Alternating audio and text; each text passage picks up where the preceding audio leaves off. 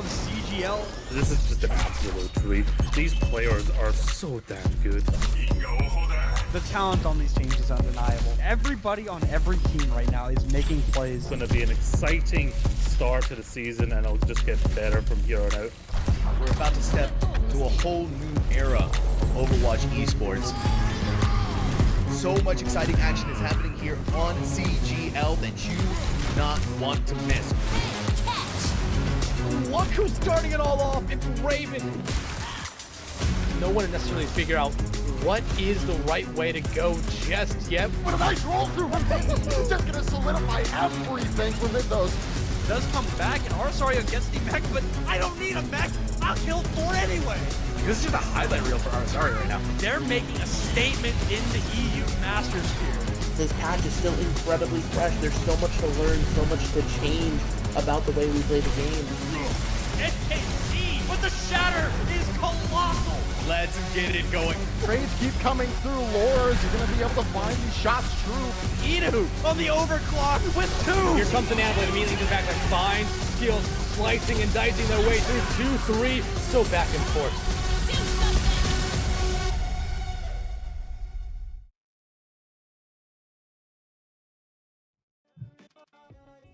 All right, good afternoon, everybody. Welcome back to CGL Season 14. The penultimate week is here, Hunter. We're in Week 7. 2 weeks left in this regular season. And, Hunter, this match is extremely important here in the EU PC Open tier. A very, very important bubble match between Carpe Diem and Big Man Ting, the 4 and 5 seed in their group.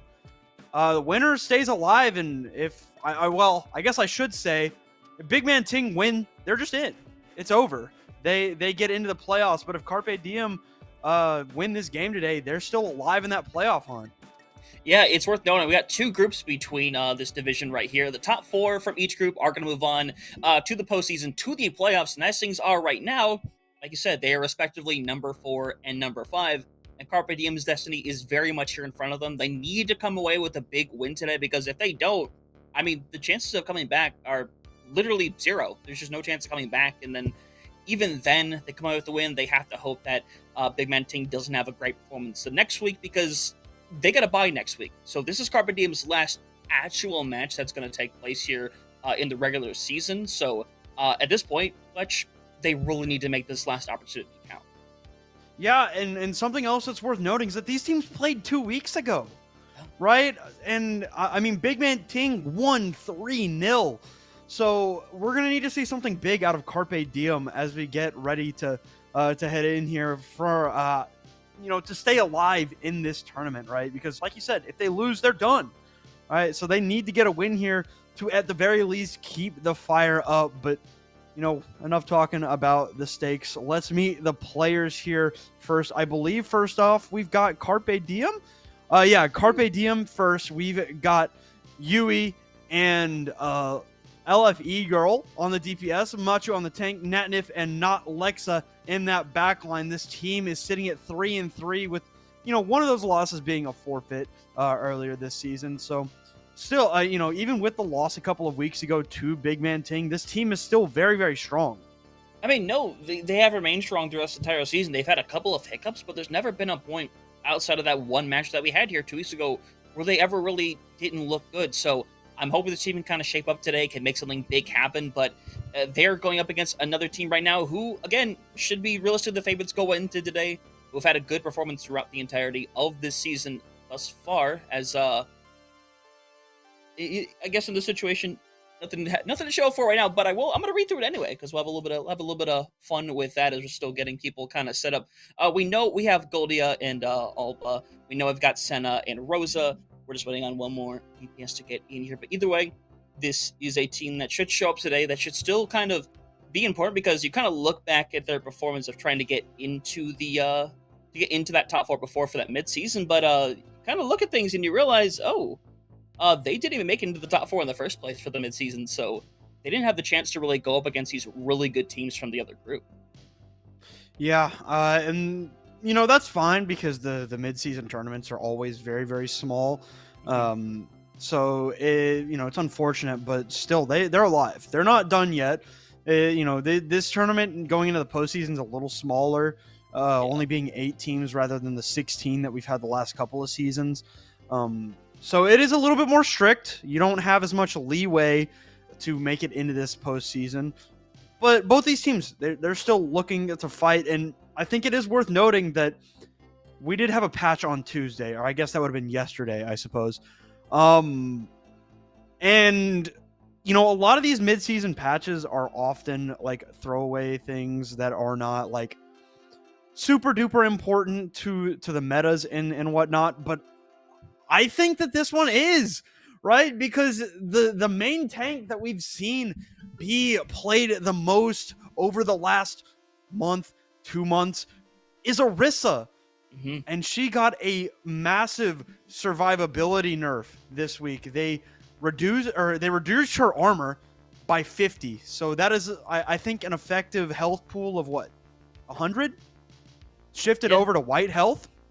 Yeah, Something like that. So she loses a lot of survivability in the health department. They nerf the damage on Energy Javelin from 80 to 70. And Fortify no longer reduces her gun's overheat, right? Because with Orisa, the infinite ammo, they curb that by having the overheat. And Fortify slows that down, or rather, it used to slow it down, and now it does not. So she can't just free fire in Fortify anymore. As we now see Big Man Ting's lineup, it's Senna, Gahek, Rosa, Goldier, and Alba. Hunter, we talked about it a little bit before this, but I imagine we just see Ramatra now.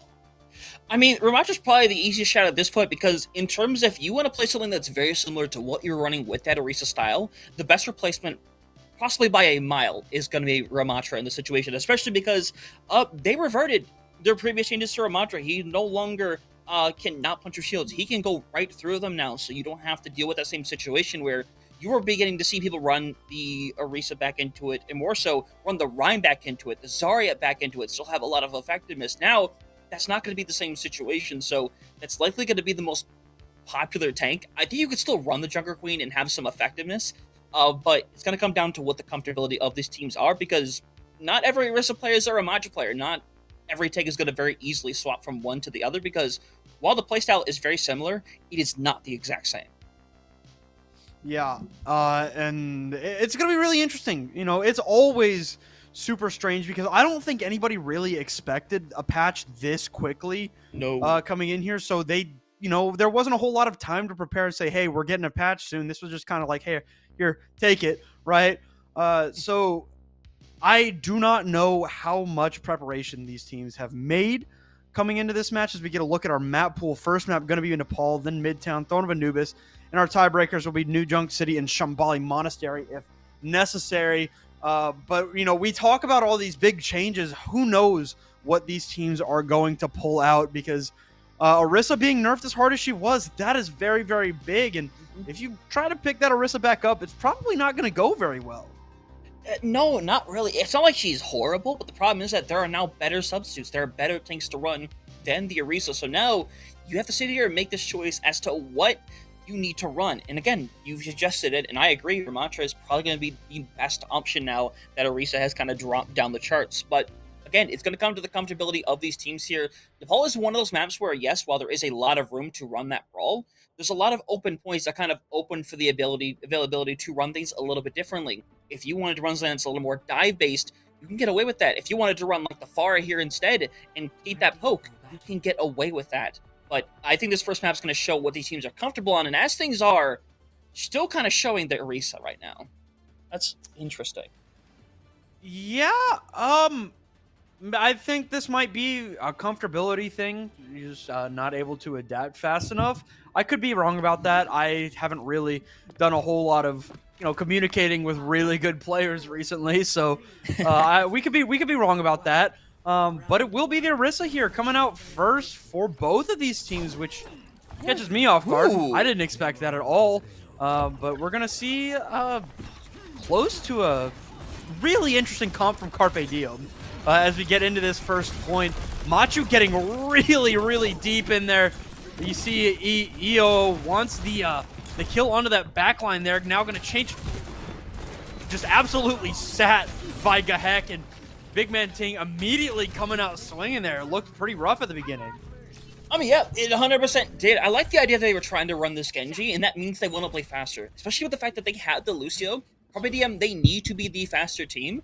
And the longer that fight goes on, the better it's going to be for Big Man Ting, who they don't want to chase. They want to stay in one place. They want to have Carpe Diem come to them just so they can collapse in on them. This is an excellent opportunity to set up a pincer with the fact that you're running the Juno in that break. So as long as they can force them in and set it up, it should be smooth sailing for them. All right, well, Machu going in deep again. Book there a little bit is Machu really wants this pick, and not Lex will be able to clean up the first pick, then go off the map. Senna gonna keep this rolling a little while longer for Big Man Ting, but Carpe Diem gonna be able to come back in and grab this next flip at 35. Yep, and that's the way you wanted to play it. You want the fight to become messy for Big Man Team. You kind of saw Rosa try to eventually kind of get pushed out. Machu eventually kind of forced themselves into the middle of everything and caused things to split apart a little bit. So that plays into their favor. Now here's a situation where you need to wonder how to play as Carpe Diem, because realistically, you want to chase. You don't want to let Big Man Ting take this opportunity to take all this space, because right now, they're ahead on a lot of balls, and they could go within some aggression. Senna with the Pulse Bomb, gonna find a lot of damage onto Yui, but turns the attention to Natnif, who will be felled, and now the Terra Surgeon from Rosa, a big commit there for Big Man Ting, and it'll be a great fight for them as this is just going back and forth. Yeah, the one issue you have with this fight, though, is you're staggering, and you're not going to take them out. They're not going to go down, and now they're eventually going to take care of them, so big stagger to give them more time. I guess the one thing you can credit to Carpe Diem is they did not commit any ults to that situation, so they're going to have all 5 for this fight here, so they should realistically be able to come away with this, and honestly, they might be able to do it with just running that Juno's orbital ray. Maybe if they have to mirror some ults back, that's fine. But realistically, they should win this fight, because if you go all out and lose this, there's not a lot of hope left that you're going to be able to pull this one back.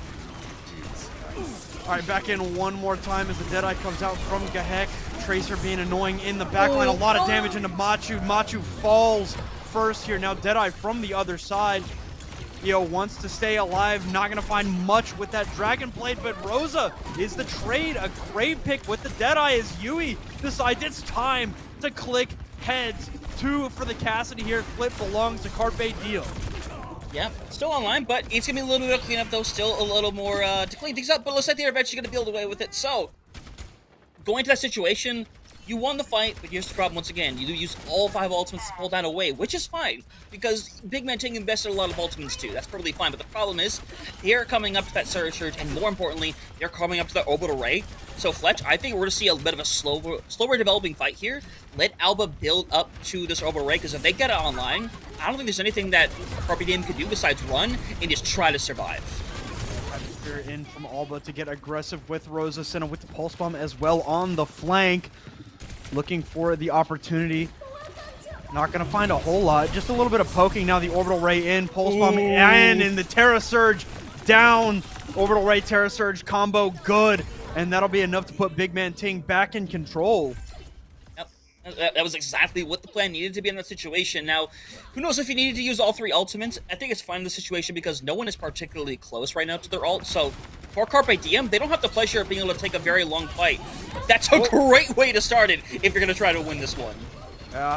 Range gone for Big Man Ting as the aggression comes in from Rosa. Does not connect, and they're just inting. They threw a fight away right there with the aggressive push.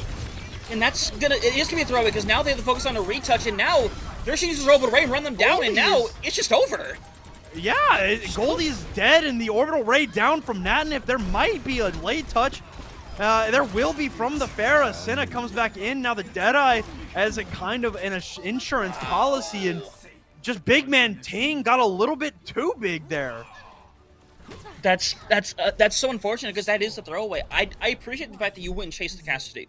I think the initial chase is completely fine. But the fact that you pretty much put yourself in a corner in the backline where they realize that, they can ignore you and just go run on the rest of the team, and that's exactly what they did. That's just a bit of a misplay in that situation because overall, Big Bad Ting, they played very smart in this situation. They managed to force all 5 ultimates out of Carpe Diem when they eventually did lose the point here. I think their biggest mistake was this chase and the fact that they invested everything they had left into that fight before and didn't have anything to really respond with. So things not going to change up a whole lot. We're going to see Heck going to go over on the Ashe to get things going, as I imagine the Symmetra Swap is going to come back out to the Tracer. Very, very close. Actually goes over to the Genji, deciding that that is the right call instead here, as Machu gets behind Rosa, but Senna coming out on the Genji with a great early pick, trades in as Machu gets aggro, but Senna has killed 3 people here early, and that is going to be a very quick team kill for Big Man Ting. Yeah, that's exactly the way you want it to go down that situation. Again, your Risa is meant to take up a bunch of pressure. Meanwhile, you could send in either your Cassidy or, in this case, your Genji to just deliver a ton of damage and pick people off, and it works out beautifully for this first fight. And now, Carpe Diem has to decide what they want to do, and they're instantly playing aggressive, Fletch. Yeah, Machu able to dispatch of Gahek, but Senna and Rosa are just in there together, and Machu is all alone, and that is not a recipe for success here. No, that's a deflect if I've ever seen one. And now it's going to be another big cleanup. Senna got another 2K under their belt, and now, if you're Big Man Ting, you're feeling very confident. But if you're Carpe Diem, you might want to consider taking somebody on the off angle and forcing them out of this pinch right here, because they have not been stopped. They're going to have the ults keep pressing it here very shortly, so I imagine they might do a bait and switch and maybe drop down and try to press for the point instead. Because if they go for a 3rd time's the charm, I genuinely don't think it's going to work. The Blade's here, and they don't have anything to really stop it. Dragon Blade ready. Yui finds the headshot, but Gahek posthumously getting that trade. The Dragon Blade in. The Terra Surge to follow it up, and Senna cleans up their mirror. And I mean, this is ugly right now, Hunter. Yeah, this is very much not what you want. You go 3 fights, you do the exact same thing. You're staggering your tank of all things. You'll see that with the D-Mech Diva, not all the time within Orisa. So now, 65%, you're already entering Final Fight territory. And the way you swatch around a whole lot, you only have this Orisa ult. And if Big Man Ting are doing their ult tracking properly, they're going to know that they have this orbital ray first. So if they want to take a quick fight on this transition that Carpe Diem is about to have, they can end that fight and essentially end the round right then and there. All right, back down, Hyper Ring to go in. A massive stun with the rally there, and everybody's just so damn low for Carpe Diem. They're going to throw in the orbital ray from both sides, that is not Lex going to fall here, and that is going to bring an end to what was a very, very ugly round from Carpe Diem. I mean, entirely. And that's really unfortunate, too. They try to go that high ground, and to be fair, for the first fight, that is 100% the play that you should be making. But they waited until the very final fight to eventually just take that route down there. And to be fair, you can still press the high, but at that point, you can put somebody on an off angle in a situation. If Senna is doing damage, if you have somebody on the off angle, it can cause Senna to run elsewhere, try to help that off angle, and it makes it easier for all of the Carpe Diem to kind of make their way through the choke. That wasn't the case. They didn't play their splits properly. That's the problem right now. Carpe Diem is playing this very front to back in a lot of situations. Well, Big Man Ting, they are doing their 3-2 as they should properly, and they're investing when they properly should. Carpe Diem needs to learn from that, as things aren't going to change at all, really, Fletch. Carpe Diem still wants to be the faster team, and in this situation, it might be a little bit easier, but they need to stop being so top-heavy, or front-to-back heavy more so. All right, back in here for Sanctum, the decider here on Nepal.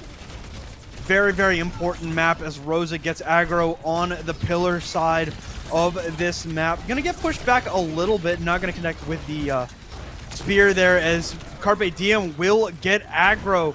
Machu trying to stay up while the Lucio and the Genji stay, and I mean, Machu is just shredded to pieces, and Big Man Ting are going to be able to take the advantage here and grab the flip. Yeah, and take advantage of the fact that Machu literally had their full health when they got taken off the edge there by Rosa. So Rosa instantly jumps up to almost 70%, and find a pick at that, so you're going to extend the fight even further. You trade out, which, to be honest, he's going to play less into their hand now that they've traded out, because the spawns are going to aid the Carpe Diem team just slightly more. So now, it's more to see how this fight goes down, but Rosa is probably going to try to play this very aggressively, because I doubt they know that they're going to have this Terra Surge online. Yep, Rosa with the Terra Surge going to pop it. I mean, it's going to cut off Machu and EO. And I mean, Machu is just falling apart so quickly. That's a bit of a misread. You are going to find that pick, though, on the Goldia. The problem is that's such a misread, because in that situation, you still need to stick with your team. You need to be ready for the follow-up, because they just got themselves separated. And now with 40% plus, you're going to have a Deadeye online, and with that spear gone, I imagine they might take the speed very quickly, but instead, Orbital Ray is going to come out early. Yep. Orbital Ray's down, and EO is going to be able to get those dash resets one after the other, and despite Yui going down, this should be a Carpe Diem fight win finally here. Yep. Yeah, not the cleanest in the world, but right side is you get the orbital rays out of the way. You don't have to worry about those. You're going to have the beat as well, which you can hold on for the blade or for where you eventually get back to Terra Surge. Whatever you decide to use it for is a get out of jail free card for your team to kind of survive. And now you have this blade, this Deadeye coming back into this fight as well. You have a lot to be able to work with in this situation. I just want to see them again beat the aggressor, let it open up a little bit, and then pincer in on them and use this blade to try to clear them away. All right, Terra Surge in this time, and there's the blade. Good for 2. Make that 3 for the Genji of Carpe Diem. The combo is good.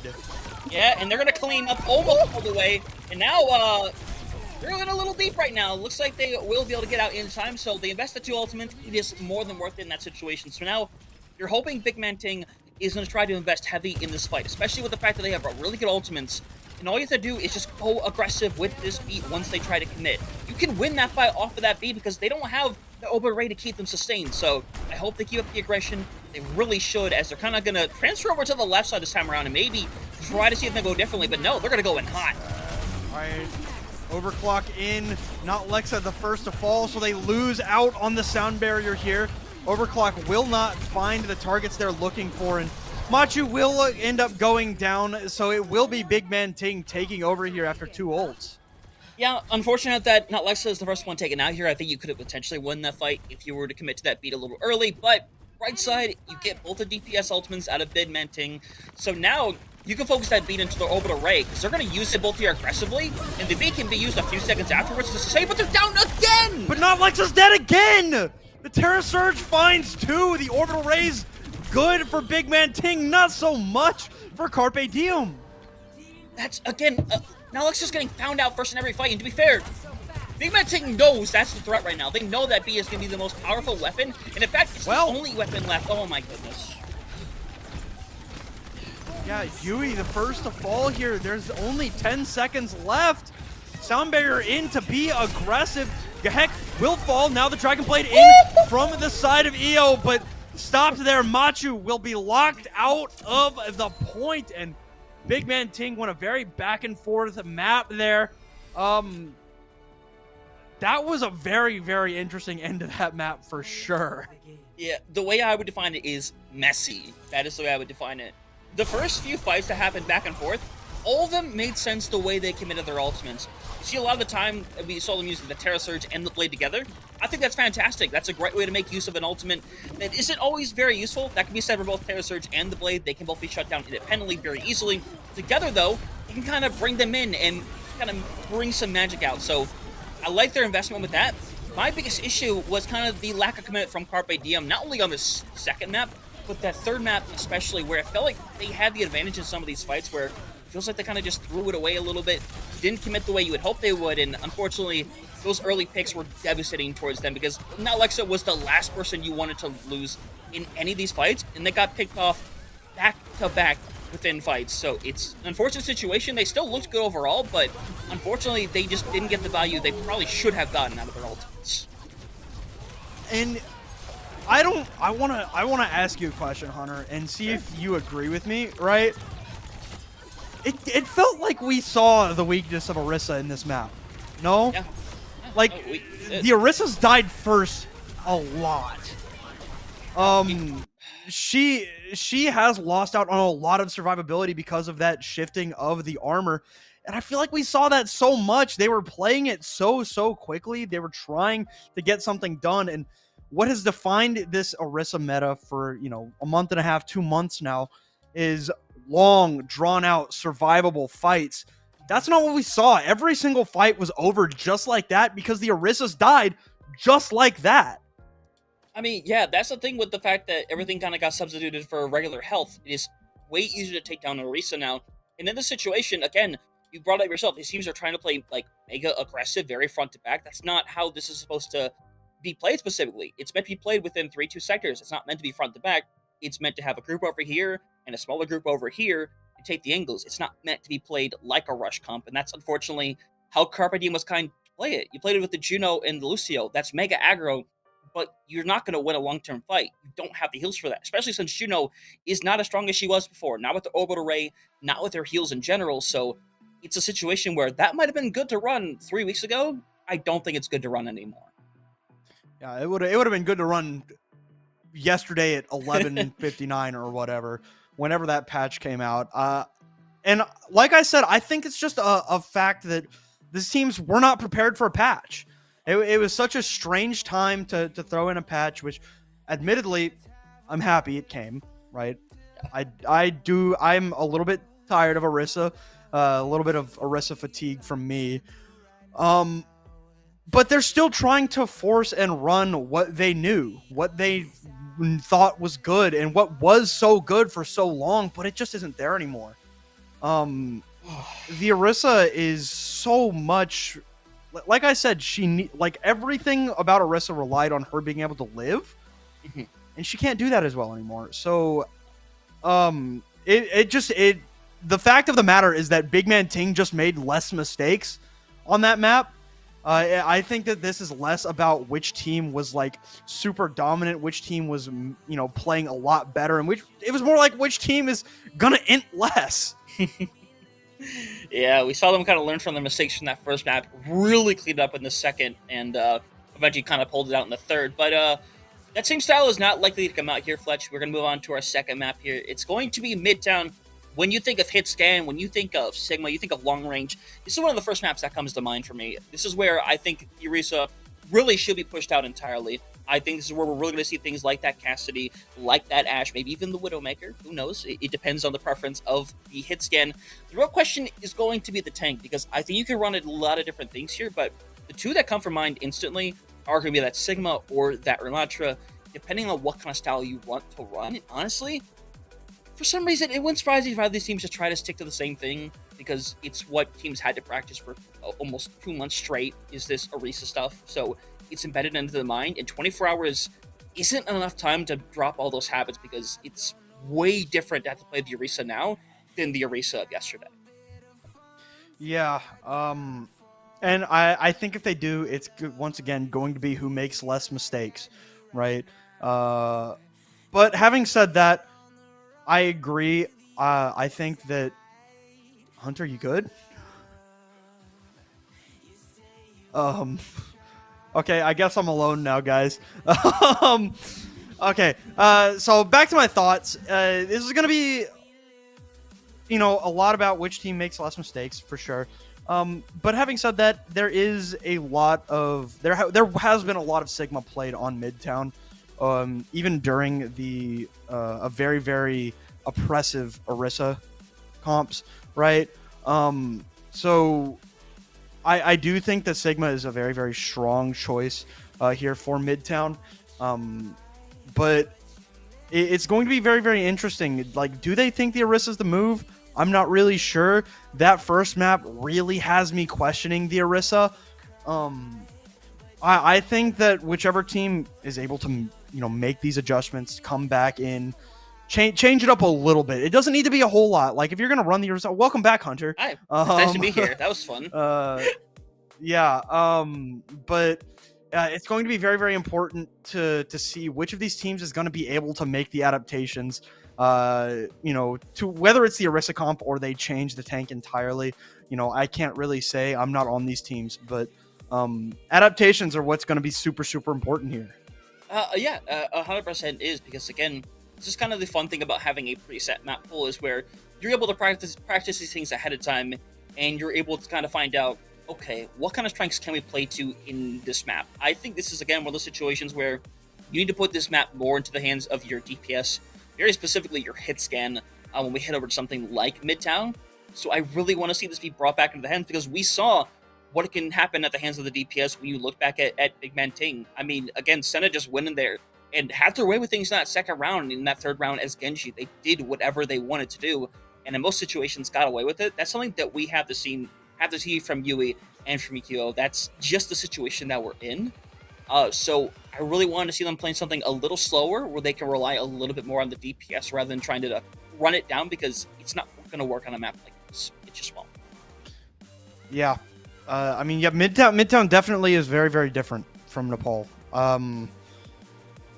I mean, we're waffling right now, but little bit. it's yeah, it's gonna be interesting. We do have a I don't know what I was about to say there, but we have a substitution, Boosh, coming in for, I believe that is Big Man Ting.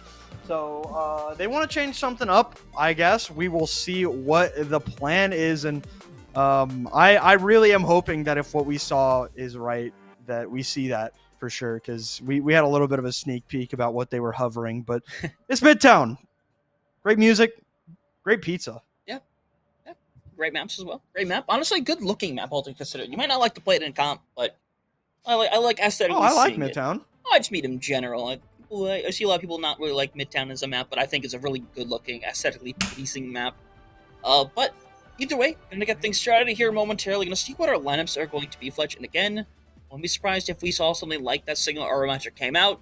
Likely a lot of the Asher Cassidy. Looks like that is partly correct right now, but it feels like nothing has really changed. Carpe Diem still kind of showing the Lucio and the Juno here on defense, which it really feels like the wrong call, Fletch, because they're trying to play a fast composition with this. This isn't a spot where you necessarily play fast. This is a spot where you want to be able to sustain, hold down the line. It'd be different if they were on the attack when they tried to run this, and it's like, all right, you're trying to burst through the choke. But in this situation, Big Man Ting is going to be able to get away with a lot with Bush and Senna being on the Ashe and the Genji respectively. So I'm curious what their plan is here, running a very low healing lineup here. All right, well, Midtown begins here with Carpe Diem on the defense here. Immediately giving up the choke as Machu gets in a poke battle. Now going to in and cut off from the backline for a moment. Not going to quite be able to find the spear target there. It will be reset back to what it was as soon as the fight started. And immediately going right back in. Machu does not want to relent. Genji in the backline. Yui connecting on the headshot. And now it's Rosa that is inting. Goldie thrown back by the spear. And now Big Man Ting will just have to disengage. Wait for their Genji. Yep, should be able to get out as well. That's excellently played right there, Carpe Diem. They're just going in on these fights, which at this point is fine. It's choke. It's what you need to do at this point. If you're going to be running this kind of composition, you have to make the best of it. And the bright side, too, is they have their orbital ray on first, and they're likely going to pull this trigger very quickly. And here they go, right away. Yeah, trigger pulled there by Natnif. Throws down that orbital ray, going to be very, very annoying for Big Man Ting. They're just going to be able to kite it, though. Not too worried about it at the moment. Now it has faded away, and Big Man Ting will rock back up with one of their own, and not Lexa found first. And the second orbital ray, Hunter, it's usually better. Yeah, it tends to be that way. It's typically the same situation of like the second Hawk, who Hook's normally is going to win the fight. That's why with a lot of ultimates as well, especially this orbital ray. The problem with Carpe Diem is the way they use that ultimate. They should have let Big Man Ting kind of come into the choke a little bit more, so it'd be a little more difficult to escape. I realize you can't have every ultimate as optimal as you would hope for. For Big Man Ting, they pushed on, and they gave themselves an excellent angle to kind of use it. And unfortunately, there wasn't really an escape for Carpe Diem as much speed that they had. They didn't have the sustains for it. So, kind of a quick fight already kind of happening here, poking away. Machu needs to be careful not to go down, though. They're going to commit to this a little bit. Yeah, both sides. Machu has very little in the way of cooldowns at the moment. A great spear as Yui connects on the flashbang as well, but that is nowhere going to be enough. And it's just another messy fight. And that's exactly the opposite that you kind of want in this situation. The bright side is you have the beat. Hopefully now Alexa can get a little bit more value out of it than previous situations. You have that Bob, you have that Blade coming online here. Both can be very useless if you get that beat online and go aggressive. So I want to see this aggression all out from them and try to take advantage of using that Terra Surge and the Blade again. All right, here's the Terra Surge, the Dragon Blades, as EO just gets absolutely folded by a well-timed whip shot there from Goldie. And it's going to be very, very difficult to win this fight as the point crosses the corner. Now, Orbital Ray down from Natnif. Very low, going to get taken down, but this Orbital Ray still could be followed up on as they push Big Man Ting under the low ground and will be able to ward it off for a little while at the very least. Yeah, so taking a quick little breather right now, but they're going to take the aggression almost right away. Again, they're going to get back to fifth. They're going to push on this. The Alba's already gone, so might not be a chance anymore. Alba Rosa felled here, and now it's just Goldie being, a little bit staggered. And breath now for Carpe Diem, good. Yeah, unfortunately, Orbital Ray back in the hands of Big Man Ting. which means Carpe Diem, they can play up a little bit, but they need to, like, give away this round kind of quickly and not give Big Man Ting a big opportunity for Alba to use her orbital raid to take away a bunch of that space. So it's just something we're going to have to see here right now. You can already see them backing off a little bit, but Machu is just sticking around in too long in a lot of these situations, and if they decide to push now, I think it could be devastating, and here they go. Orbital Ray and not Lexa the first to die again. Yui tries to find something, but just nothing going, and the Orbital Ray just too much to overcome for Carpe Diem. Yep, not going to have a retouch either, so that's going to be 4 minutes on this clock, which even for a third point here on Midtown, which isn't the easiest thing to take right now, that's still a lot of time to work with. And now, you're going to catch people out still. This is going to be prolonged. You're going to get this corner essentially for free now, Fletch. Right? Machu good for 2, but they're stuck off in this off angle, will end up falling, so a couple of good picks, but it's not going to be enough to mean anything. No, like I said, they're going to get this corner for free now, Fletch. And now the situation of what is your response if you're Carpe Diem, because you haven't made the right adjustment. What you're running very clearly is not working.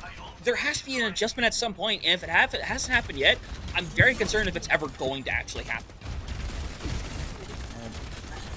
Ults are pretty even here for the most part. Dragon Blade going to be used by Senna, but I mean, not Lexa, very close to the sound barrier. Dies first again, unfortunately. Now, the answer is good with Machu and Io popping their ultimates to keep them above the water. Does end up falling, but it's going to be enough to take down Rosa here, and they should be able to ward off the Big Man Ting fight. Yep, they managed to get a not very clean fight out here, and let's see if they can find another late pick. It'd be beautiful if they could, but they don't want to die for it. So you're going to see them back off. Rosa finally going to make their own adjustment, actually. Going to go over to the D.Va instead. D.Va with that DM is going to be able to break through things a little bit easier.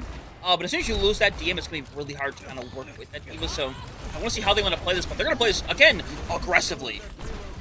Bob going to be thrown in. The orbital rays from both sides. Natnif learning from mistakes in the past, but it still won't be enough because Machu just explodes. Senna for 3 in this fight, and it's desperation now for Carpe Diem. And this is where you might see some swaps for touches right now. Yui is going to go over on that mate who can sustain on Carp, but they have to get out there in the first place.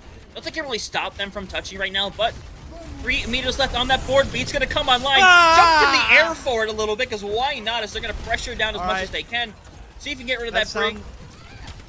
Sound barrier has been come and gone for the moment, and now Ice Block in early from Yui, so they're not going to have these pivotal cooldowns and ultimates any longer. They have nothing, and Big Man Ting has got 2 just about. The Dragon Blade gets pulled, and Io is just absolutely sliced and diced to pieces. Senna will receive an icicle to the skull. Rally in, though, from Goldie should be enough to put Big Man Ting over the edge, and they absolutely ran through this Midtown map. Hunter, they can't keep playing this Orisa comp like this. Look, in this situation, if they're going to keep running Orisa back, I don't have the biggest problem with them trying to mirror it. My problem, again, comes down to the fact that they are trying to run the Lucio over the brig, or even like a Kiriko even. I think both would be massively more useful in a situation because you have more sustain.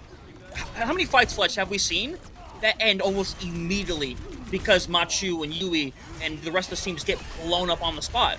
There have been too many fights like that, and they keep happening because you don't have that extra bit of sustainability. Because if a Genji's going to come in and blade on you, a Lucio might boop him back, but something like the whip is going to be more effective. Something like the rally is going to be more effective as well. It's a little bit easier to keep up a Brig than a Lucio in these situations because we've had so many times where not Lexa has been taken down in situations where that beat would have been incredibly useful.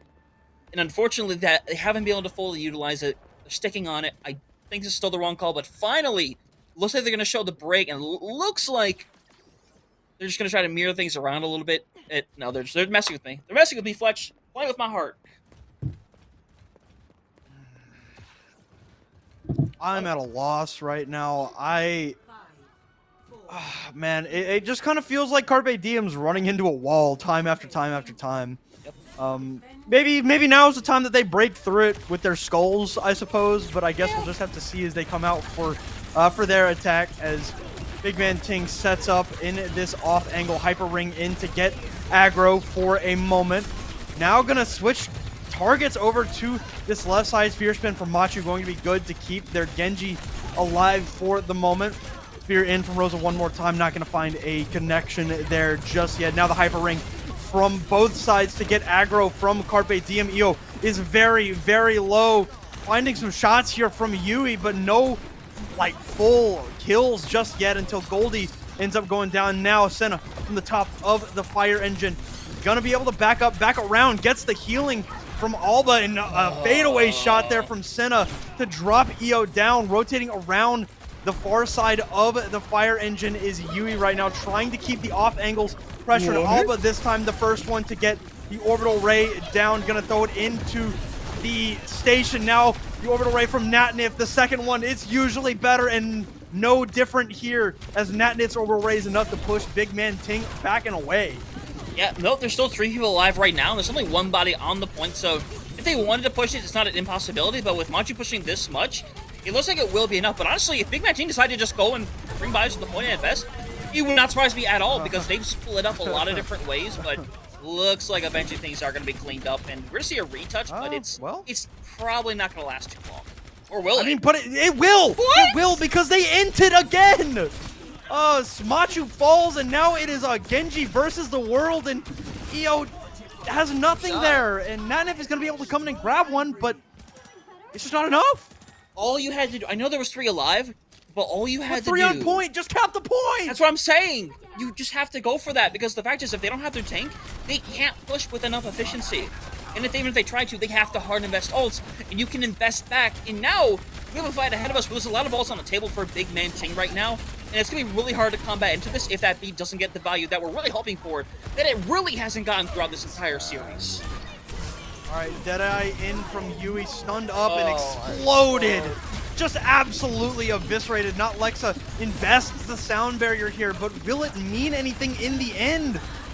No, the answer is no, Hunter. And I mean, it's just the same fight, a different time in the map. I don't know what I'm watching anymore. I guess I do, because I've seen it 17 times. Yeah, in Carpe Diem now has no ults. They committed everything they had left in the bank right there. So, unfortunately, the only option left is now that you have to play for your orbital ray. You're a little bit ahead right now, but that could change very quickly if you manage to get a pick in this fight. But Bob's going to come out, buy some space as... Bob is going to kill EO, and the Genji's dead. And Senna just is like, hey, yeah, I have this Dragon Blade. I'm not even going to need to use it. Yeah, Natnif is going to eventually go down. Bright side is, again, you're still going to have the orbital ray coming online, but Alba has caught up. Caught up entirely for that matter. They're going to be able to send it back as well, so now they have to play for that game again to get that second orbital ray out and survive, but they're not even surviving without it. Oh my god. Orbital ray into the spawn of Carpe Diem, and they're just going to retreat into the safe zone, but I mean, they're down 1 waiting for a return, as Alba did end up going down in that overplay, but with 20 seconds left, Dragon Blade going to be popped. Yui cut down. The healing is just not enough with the orbital ray. It got nerfed, and you're seeing the effects of it right there. Machu is able to get 1, but they're just going to explode again. Yui's on the tracer, but that's it. 7 seconds isn't enough to cross across the map, unfortunately. Lucio gets caught out. You get a pick if you're Yui right now, but you are not going to make it to the point. So, already match point here for Big Man Ting, and I'll be the one to say it, Fletch, it doesn't seem close. It just doesn't at all. Not like it did in that first map. I mean, at this point, what do you say? Because they're trying to run the same thing over and over again. And to speak in the dictionary, the actual term of insanity is definition of insanity. Over and over again. That's like what I've been thinking this whole time. Like I'm sitting here thinking, okay, guys, you're a very good team, very strong team, a lot of really good players here. You would think that at some point they would realize what we're doing is not working. We have to change something. It doesn't even have to be the composition. It can be how you play the composition. I'm frustrated. I'm just really in the boat this Lucio needs to go. Nothing against not Lexa. It's not the situation that they're playing the Lucio bad. It's that it is just a bad pick into the situation. Because that Juno, no matter the norms that she just got, she is still a strong support. In most situations, she still needs to be within that DPS duo or that support duo. But the Lucio's not the play anymore. We're not in the situation where Juno is the OP beast she was not very long ago. You can't run it back with that. You need to run the Brig or even the Kiriko. It's not enough to sustain, and they've lost so many fights just by the fact that they cannot sustain as well as Big Man Ting can. Yeah, and I mean, that's why they play Brig. Yeah. Brig defends the Juno. Lucio, the boop is like, okay. But, I mean, Brig with the Inspire, the packs, the whip shot, everything Brig does is meant to defend, what is essentially a very, very helpless support in Juno, right? Because she can't do a lot by herself. That is why Brig is played so much. And I feel like with Carpe Diem right now, their Lucio Juno backline, it's very, very aggressive, but they have nothing to defend themselves with. And we're seeing Senna just absolutely go to town on Notlexa, on Natnif, on EO right now, which has been an absolute stomping from the side of Big Man Ting. But for now, I hope they heed our warnings. They need to adapt here in the back half of this series. They're down 2-0. We're going to go to a short break. When we come back, we will see if Carpe Diem can stay alive in this series and in the season, because this is a very, very important game for them. So stick around.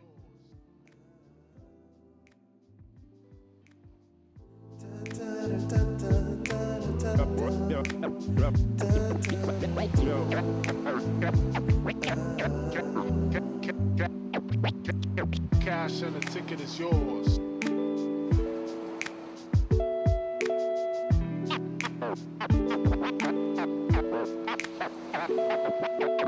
Cash and the ticket is yours.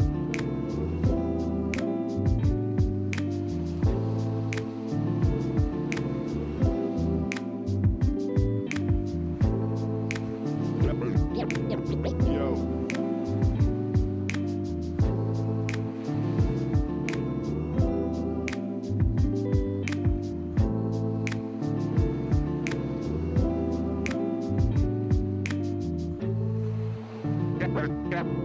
Cash and the ticket is yours. Yours.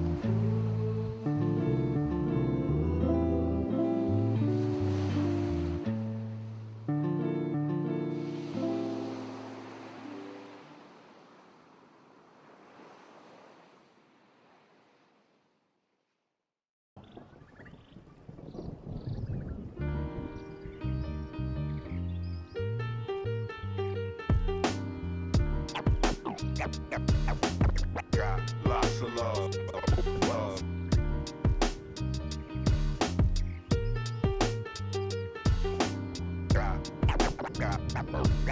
love. Got lots of love. Got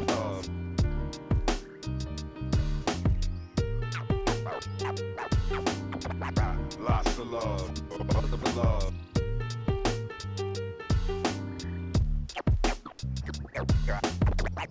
lots of love.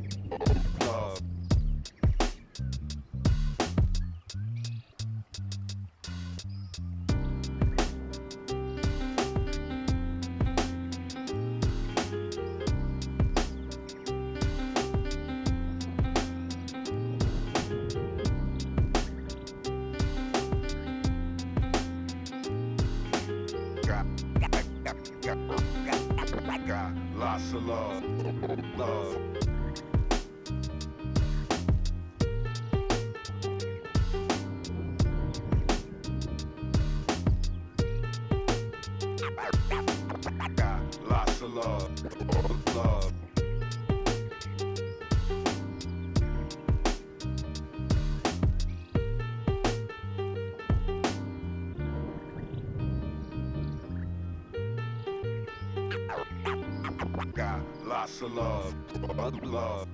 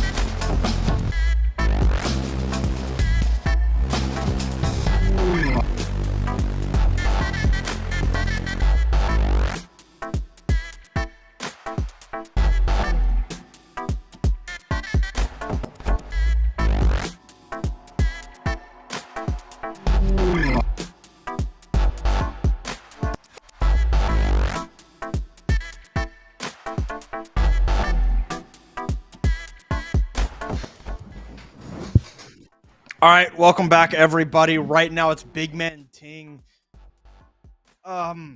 beating Carpe Diem. It wasn't close last map. Nepal was very, very neck and neck, with the exception of that second sub map. But Midtown was an absolute blowout from start to finish from Big Man Ting. So Carpe Diem need to find something, because this is actually it. This could be the very last map that they play of their season. Yeah, because we'll double down and say their last week, this last match next week, is a bye week for them. So this is the last match they're actually going to play in the regular season. And if they get 3-0 right here, it'll be the last match entirely for them in this situation, because they will not make it to the postseason playoffs.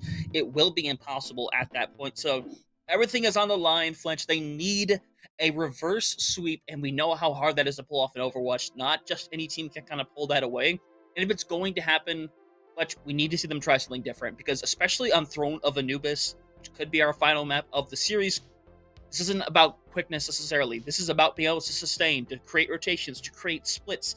That's not something you could do if you're running a Lucio and a Juno. Yeah, I mean, it's rough. It's rough to see, right? But I mean, this is a map where we could see something different that we have seen different things on, right? Like the Junker Queen, the Ramatra. I've been very, very surprised that these teams are fully committing to this Orisa right now, despite the obvious glaring weaknesses that, you know, have been shown, I think, in this match very, very prevalently, that she just does not survive like she used to. Without that extra 50 armor, it is very, very hard to keep Orisa around for a very long, drawn-out fight that we saw over the past little couple of months when she has been very, very strong. So, coming into this match, or map rather, Carpe Diem, something needs to change, right? Whether it's the Orisa, whether it's the supports, I don't know, right? Because at this point, anything is better than what I've been seeing. Yeah, to be fair, when your back is pressed against the wall like this, sometimes you're going to try something out random to see if it sticks, which, to be fair, it feels like you kind of have to do. You tried your strategy. It may have had initial progress. Look back at that first map. It had absolutely zero impact in that second, and now you can't go into this third map, Throne of Anubis, and be expecting to have any different of a result. You need to swap things up to some degree here. I'm hoping, like I said, at least a tank change to some degree. Maybe go over to that Ramatra. Maybe go over to the Junker Queen in that situation. If they're going to keep running into the Orisa, the Zarya is not even a bad pick either. It's really not. It's going to pair great with the Genji. So we're going to see things here in a moment. We're going to peek into these spawn rooms, and as things are, finally see something massively different right now. What? That's a troll, So not right? just a comps. It's not just a comp swatch. It's an entire team swap, right? We don't see any like substitutions, but I guess that's what we asked for. I mean, it is different. We got what we asked for, but this isn't terrible, to be honest with you. I've seen worse compositions. If their goal is to try to just break through on this Orisa, they have a chance to with Lexa over on the Reaper. Natnif and Yui are going to be able to do a lot more in the healing department, so honestly, you're going to get a lot of help with your Rhine as well. So this isn't terrible, but they still need to play it correctly. All right, here we go into the middle once. As always on this map, not Lexa, just absolutely run it down. Gonna get some healing, get behind the Reinhardt's barrier. Half of the point already going over to Carpe Diem, waiting for the hyper ring to go in very, very quickly. They're just gonna give it up. I mean, to be fair choice. It's really hard to walk into something like that. You can catch them way better on the rotation here. So we're gonna see the chase by Yui. Gonna try to see if they can get them, but not gonna be able to. It's Oh not my Lexa goodness. on first. Well, okay, but there's a trade for Senna. A great fire strike from EO. Typing indeed. ew in the chat. Ew indeed. We saw Senna doing that last map. But now, even fight here. The spawns do favor the side of Carpe Diem or rather Big Man Ting, as Carpe Diem heads to the high ground. Going to come down eventually, as the spear not going to connect. A very, very interesting charge there, just denied by the spear spin, but Natnif has dispatched of Senna. A trade, though, as there's a lot of pressure being put onto Goldie, who still has a full shield. very, very low, below 100 HP, will get chased down by Alexa, and this should be a second point going over to Carpe Diem. Yeah, they still have to clean things up, though. This isn't over by any means right now, and Alexa and Yui are in a bit of a rough situation. Rosa has been full health almost this entire escapade, and I think eventually it might pay off, but the Coalescence is going to try to shut it down. Coalescence gets that job done, and point D will belong to Carpe Diem as they move. Maybe to point D. Or E, rather. I guess we'll see. Just go all out. Go in this fight. Don't use anything. Just go all out. Force ultimates. That should be the plan right now. You should not be expecting to actually win this fight, but you want to force as much as you possibly can, Fletch, because even if you get out like a Bob and a rally, that is perfect, and you can just go back and defend, but you just don't want to wait too long. All right, yeah, very, very low is EO, but they use the Molten Core, gonna find a lot of damage into the Orisa. I mean, it's an ultimate used there, 2 ultimates from Big Man Ting, so they'll do what you ask, but Machu did commit. To be fair, I think that's fine because let's be honest, Orbital Ray is a lot better than the Torbolt. Let's be real in that situation. I mean, the Torbolt's good in situational things, but the fact that you've gotten rid of this Orbital Ray means they're not gonna have it for at least 2 fights coming up here, which is very valuable. Which means they're giving themselves a better chance. And I like Rosa going over to this Diva instead. What? Wait, what? How? I mean, going back to Objective D here, Natnif is just going to sock Alba as the first pick in this fight. Aggressive on to Natnif now is Rosa, and Big Man Ting, despite the man disadvantage, will be able to grab this fight win. Yeah, and just a little bit of fun. Why not? The barrage doesn't usually find a whole lot of use. Might as well use it there. So now, also a little back and forth right now. In the chat. The biggest thing right here is going to be the battle between not Lexa and Goldia, mainly between the fact that we have that Death Blossom as well as that Rally. The Rally, the only thing that's really going to be able to stop it outside of that DM, so going to be important for not Lexa to find something valuable here, but they've been playing super aggro this whole time, and they're just giving away their position basically for free right now. I know where they're at. Why not? Back to Objective C. Pin onto the Diva, not going to connect. Shattered down, only knocking Rosa to the ground. That's not the target that you want with a solo Shatter. And I mean, the Bob and the Rally came out, and it's going to be more than enough to put this fight in the way of Big Man Tings. It just feels like Carpe Diem's given up. They stopped pressing together. That's the biggest issue right now. Is now they're playing very separated. They're playing not as a stack, because you can play chaotically. That's entirely fine, but you still have to stack and still run on things and pin surround on things. I get that's tougher with the fact that there's a Thar and the Diva out there, but that's no excuse not to run on like an Ashe or even the Brig when they're going to be in a lot of vulnerable positions and can't get away with very much ease. And Rosa, by the way, who is just chasing people for free this entire time. Up to the high ground right now. A couple of ultimates, and one of them goes away there as Yui explodes at the hands of Senna. Machu just chased down. The Immortality Field was invested there as not Lexa tries to run it down, as Death Blossom going to be good for 1. That could be enough here, especially if Goldie, which will get burnt down, but Boosh is answered with 2. Rosa has very little in the hands of the mech. Will use the self-destruct and going to use the crouch spam as Yui comes in and... Yeah. They're looking at each other like I'm looking at my monitor right now. Like what is happening? Well, one thing we do know is they're probably going to go to map point here. A retouch isn't impossible, but I think it'd be a dumb choice to go for it. We're seeing them press up a little bit, but they're going to pull back and wait. And it should be worth noting, they only need that 1 tick. And with the changes that we had not too long ago to this map mode, the easiest tick to take is that first one because it charges way faster. So 1 fight, it honestly could be enough to just take away the series, but that's what it's. Machu, though, able to put bullet into the head of Boosh, but I mean, they're just inting now. I mean, a lot of damage being put out there onto the back line as some damage from Senna down. You're going to knock them out of the Immortality Field up to the high ground here. Orbital Ray down from Alba is going to be enough there. The Coalescence from Yui, very much useless. As there will be a return there from EO, but chased down and taken down. Not Lexa in the back line. Good for 1 more, and I mean, with Lexa going down, that's it. I gotta say, I mean, there'll be a boop, and Earthshatter down. Somehow they come back into this. That Earthshatter, pretty much useless. I didn't even see who it connected Don't get off the point. Yeah, so they're fighting on the point here for a little while longer, and EO chased down, taken down by Boosh. That'll do it. I mean, that'll do it. You know, there will be late desperation touches, but 20-player kill streak for Rosa kind of There says it the whole is. story of this game. Yeah, and that's going to be devastation ended. I like the fact that they swapped things up. They played something differently, but this is the end of their season right here. They needed to swap sooner. Not necessarily they had to swap to that sooner, but they needed to try something else sooner. And now, that's a 3-0. That's going to basically secure a playoffs fight here for Big Man Ting. And now it's just all about seeding for them. And unfortunately here, this is essentially the end of the season now for Carpe Diem. And it's an unfortunate way to end the season. The 3-0 to end things. Unfortunately, kind of sticking with what you knew, and what you knew just wasn't going to work. I mean, it wasn't even just a 3-0. It was a 3-0 where Big Man Ting broke them. They broke Carpe Diem.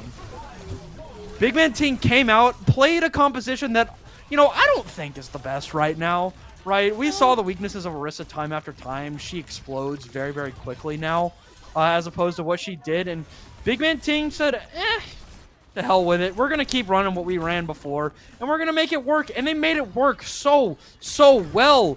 And that's not to say Carpe Diem's comp was... The only thing I believe was wrong with Carpe Diem's comp for most of this series was the Lucio, right? Yeah. The Brig provides so much value. You know, protecting the Juno... The Inspire healing is great in constant. The armor packs are excellent.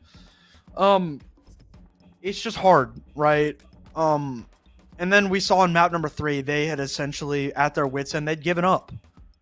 And that, I'm disappointed, frankly. I like Carpe Diem is a very, very good team. They had a pretty decent season.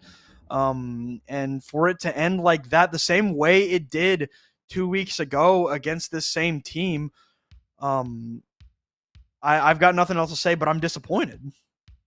Yeah, it's unfortunately one of those games where you were kind of expecting more, because when you see a team go down 3-0 a couple weeks ago, you imagine they come back into that with a different kind of fight, a different way of trying to play the game, because now you've experienced in real time how this team plays and what they did to beat you. You review that, and then you find a way around that. And maybe this was what they decided was going to be the development.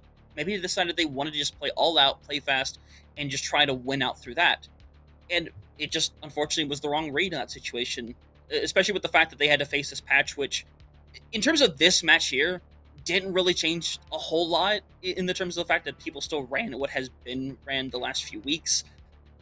It's just an unfortunate situation of, once again, they read it incorrectly, they came and tried to make it happen, and they tried to make an adjustment in the third map, and the adjustment was swapping almost everybody off of their roles and trying something different. And it may have caught them off guard for a couple of fights, but after that, it was just complete smooth sailing for Big Man Ting.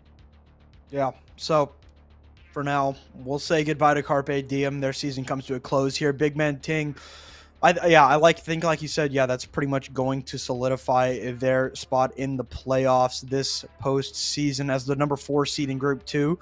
They still have a chance next week to play Completely Melted, and I think that could send them up to the 3 seed at the very least, but we'll just have to wait and see how that shakes out. But for now, we're going to cut it to a short break. We're going to have Rosa when we come back for an interview from Big Man Ting.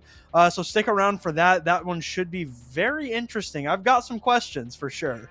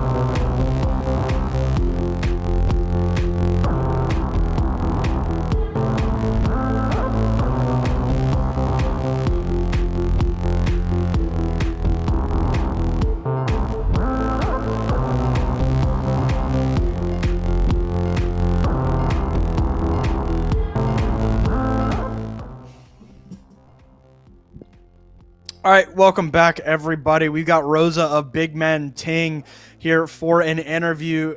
I just got to ask, like, this solidifies y'all for the playoffs. How are y'all feeling right now? Yeah, I think even if we're not favourites to win, I think we see ourselves as favourites to win. So it's going to be interesting going into playoffs. I mean, that's an excellent way to see it. I mean, y'all are obviously a very, very strong team. But one big question that I had before the match, during the match, and after the match, why the Orisa? Because it felt like we saw the weaknesses of what Orisa is now. Was it just a comfortability thing coming into this series? Yeah, our team hasn't scrimmed yet, so we're just kind of playing whatever was the previous meta. And I came back from big break, and I just got told Orisa was really good, so I was just playing a bit of Orisa. Okay. Well, to define, does that mean you weren't there for the match against this team 2 weeks ago? No, I wasn't. Yeah, we had Oh, our okay. DPS player on tank in that game, I think. Okay, that's interesting. Well, that just raised my current question because I was curious because they tried to run that Lucio and the Gino, which obviously wasn't working throughout the series. I had wondered if that was an adjustment based upon the last match you guys had, but either way, Yeah. doesn't really completely matter. Kind of is what it is in that respect. But I guess going into today, you guys had previously 3-0'd before you come into today. I mean, confidence had to be up there, but I'm still going to ask anyway. What was the confidence like going into this game, kind of knowing that, hey, we throw this team while not being at our full strength? Let's see what happens if we go into this 100%. Yeah, I think knowing that we didn't have our tank player, we had a DPS player on tank and 1-3-0, we were a bit, we kind of knew what to expect and that we were going to get the 3-0. No, makes complete sense. But at this point, let's already brought up the fact that Orisa not great in the situation now, and obviously there's gonna be a lot more time for adjustments as well. Since y'all have one more match of the regular season and then playoffs pretty much confirmed anyway. I mean, are you hoping for a little bit of adaptation in the situation? Because I imagine a lot of teams are probably going to try to stray away from that Orisa and try something else like maybe the Ramatra or maybe even that Junker Queen. Yeah, I think the closer it gets to playoffs, we'll probably have a couple scrims and see what's meta. I think it's a bit early in the patch. I think patch came out yesterday, didn't it? So we don't we don't really know what's good yet. But we're probably gonna maybe the Ram, maybe we'll stay Orisa. I don't know. I'll see what the meta's saying. Yeah. Also, I mean, very, very strange timing for a patch as well. Only 2 weeks after the beginning of the season. Yeah. So I can imagine as a player, kind of caught y'all off guard. But I guess like now that y'all have got the playoff berth locked down, how are y'all feeling going into next week against Completely Melted? Because that is the team above y'all in the standings of the number 3 seed, and y'all could jump them if y'all get the win next week. So how are y'all feeling about that? No, we want to get above them just because we get to. I say if you get above in the seed, you pick like the before them, right? When it's like the playoff picks. Is that how it works? I think that is true for the top 3 seeds. Yeah. So the 1 and 2 seeds from both groups. I think the 3 and 4s won't. Oh, okay. But regardless, I mean, higher seeds usually better anyway. No. Yeah. And also, it's basically just it's a free game. If we can just test what we want to test, right? If we win, doesn't matter. If we lose, doesn't matter. All right. Well, yeah. So congratulations one more time on the playoff berth. Is there anything you want to talk about that maybe we didn't, or any shout outs you want to make? I want to shout out Alba. He's an up and coming brig player. We actually him and Knowledge actually stayed together at a LAN. They won Epic LAN 43, I think. Ooh. They won Epic LAN 43, and Al was my little cute kitten. But yeah, that's about it. All right. Well, Rosa, thank you for coming to talk to us, and we wish you all the best of luck next week and into the playoffs. Yeah. Thank you. Bye bye. All right, take care. See ya. All right, Hunter. Well, that is not at all how I really expected this series to go. No. The word I think is disappointed, for sure. Just based off the potential that they showed us on that first map. It was just a very, very weak end to a pretty good season from Carpe Diem. Yeah, it was obviously hiccups here and there, and unfortunately, they end up taking 2 different 3-0s here to Big Man Ting. Unfortunate situation, and unfortunate situation of not really being able to kind of adapt to the changes either. I mean, you can make that same statement for Big Man Ting. You 100% could. But it just felt like they just stuck to that entire thing and still forced it and made it work. Who knows if that's going to work for them next week, but for Carpe Diem, I guess in the situation, it gives them time to kind of take the reset button, okay? You get this opportunity to take a long break, whether it's go for CGL in the next season, start looking into other leagues before that comes by, take the opportunity to kind of learn and grow more, because obviously we don't know what has going to happen to every team that's in here. They could split apart. They could all stick together, add some new members. But at the very least, I hope at least for these players, it's a learning experience, and they still had fun playing through the season, because that's kind of the most important things at the end of the day. Yep. So, unfortunately, this is where we bid adieu to Carpe Diem. You know, best of luck in whatever y'all try to do.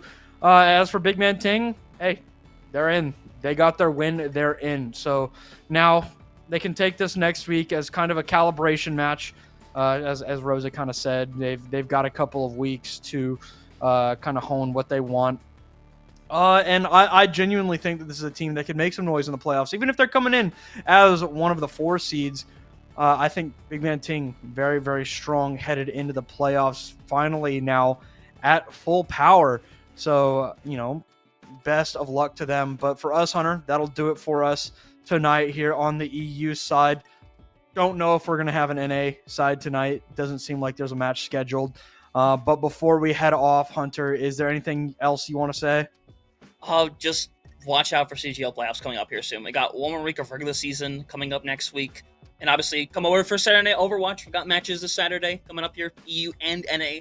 Got to come out and watch those. An incredibly talented group of people that's on that every single week. Going to bring you some action. And, I mean, it's not like you have OWCS to watch right now. You might as well come watch us. I'm just saying. Hey, come to us. We have plenty of action throughout the entire week.